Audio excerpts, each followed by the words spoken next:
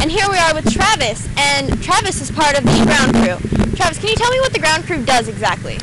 We do anything the pilot tells us. So we do anything from unload the basket to unload the envelope and the inflator fans and things like that off the trailer, and then we load the stuff back up on the trailer, and then we follow the balloon. We drive the trucks and things like that, and basically just follow the pilot and then pack up the balloon stuff and just make sure that we're doing everything that the pilot tells us to do. So, of course, safety is the most #1 issue. Do you worry about safety? What precautions do you take?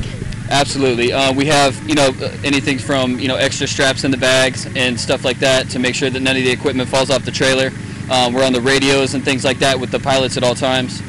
We take precautionary measures throughout the cities and things like that to make sure we're not landing on any properties or toward any power lines or anything like that. And then also in the vehicles, we take a lot of safety precautions and use safety measures throughout the vehicles and things like that. So anyways. What is the most difficult part about being on the ground crew?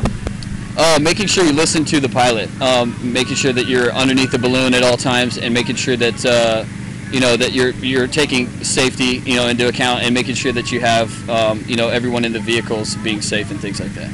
All right, thank you very much, Travis. Here with Dr. Daniel Myers. He owns a dental help.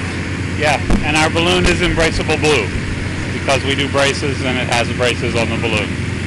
All right, Daniel?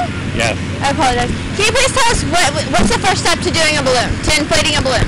First, you get the balloon off the vehicle and just put it together and lay it down and just put the pieces in the right place so that they can go together and you build the aircraft. It disassembles in order to be on the truck, be portable and storable. And so we reassemble it and then we just start the process. So what you're seeing here is cold inflation. It's the first step after we check the systems and lay it out. Cold inflation is the fan and getting air into it. And if we could go down to the other end, every balloon has a mechanism for going up and down. The up is the burner and the down is the parachute. So what they're doing at the other end is putting the parachute together so that we can let the air out in order to come down. So they're putting air in at this end and assembling the parachute at the other end and spreading it out enough to be able to get the fire in without burning the balloon. What happens when you get in the air?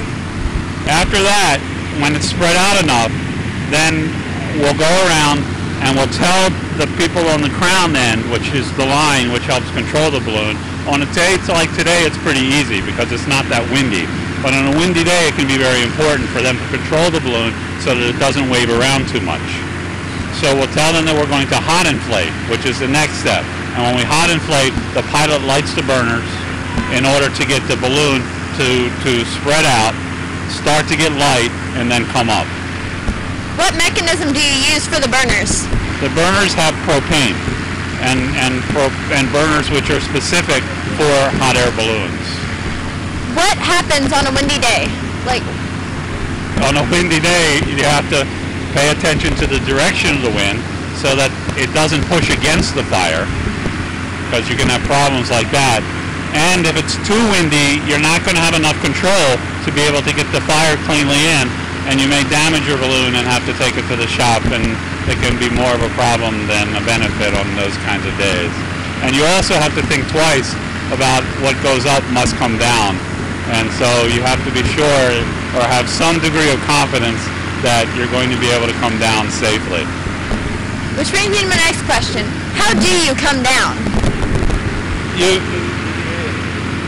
Winds change in different directions, so you have to pay attention with different heights. So you have to pay attention to what the balloons are doing closer to the ground. So you find a space that is going to accommodate the size of the balloon, because not only has the balloon fit in the space, but you have to lay the envelope back down more or less like this without ruining it. And your truck or vehicle has to be able to come to get you, which may be important depending on where you're at. And it has to be a zone that is not private property or off limits to accommodating the balloon landing and being picked up and taken away. All right, thank you, Daniel. You're welcome, thank you.